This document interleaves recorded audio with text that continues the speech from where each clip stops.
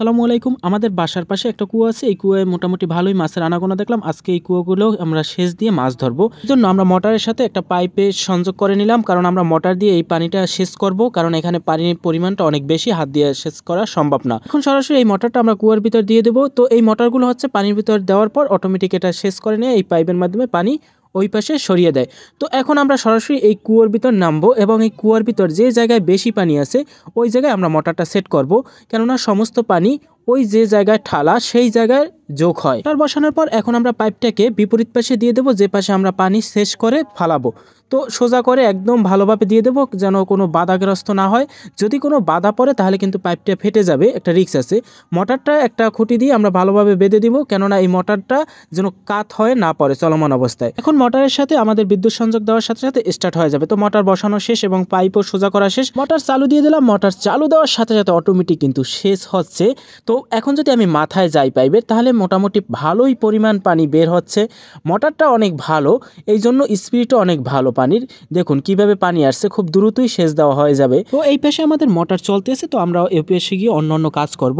তো এখন দেখা যাচ্ছে কচুরিপানা আছে, আমাদের কচুরিপানা সরিয়ে আমরা পরিষ্কার করব, কেননা এই কচুরিপানার ভিতর মাছ থাকে, পরবর্তীতে মাছ ধরতে সমস্যা হয়। কুয়োর চারপাশে কচুরিপানা সহ অন্য গাছপালা ছিল, যে গাছপালা আমরা সরিয়ে সরিয়ে পরিষ্কার করে নিব, কেননা এইগুলোর ভিতর চিংড়ি মাছ থাকে। আর এখানে চিংড়ি মাছের পরিমাণটা একটু বেশি থাকে, কারণ নদীর সাইডে এই কুয়াটা, এই জন্য।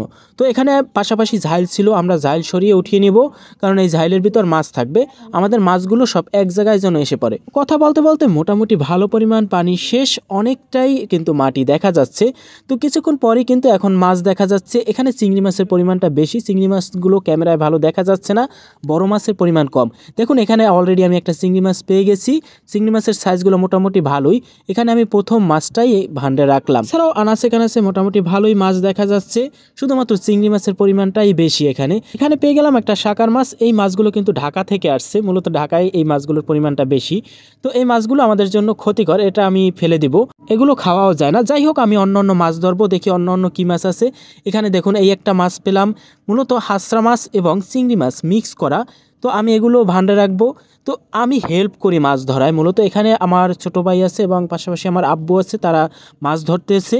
আর আমি মূলত ভিডিও করার জন্য ভালো মাছ ধরতে পারতেছিলাম না। তো যাই হোক, এখানে মোটামুটি ভালোই চিংড়ি মাছ বেশি পাইছি।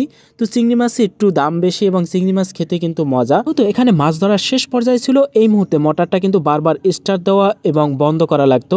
যখন স্টার্ট দিতাম তখন আশেপাশে কিন্তু মাছগুলো দেখা যাচ্ছে আর পানিগুলো সরে যাইতো, আবার পুনরায় কিন্তু পানি জমা হইতো।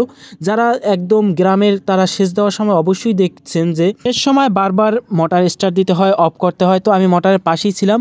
এখানে যে মোটরের আশেপাশে যে ময়লা ছিল এবং মাছের জন্য আবদ্ধ হয়েছিল, এবং পাশাপাশি কিন্তু আমি মাছও ধরছিলাম।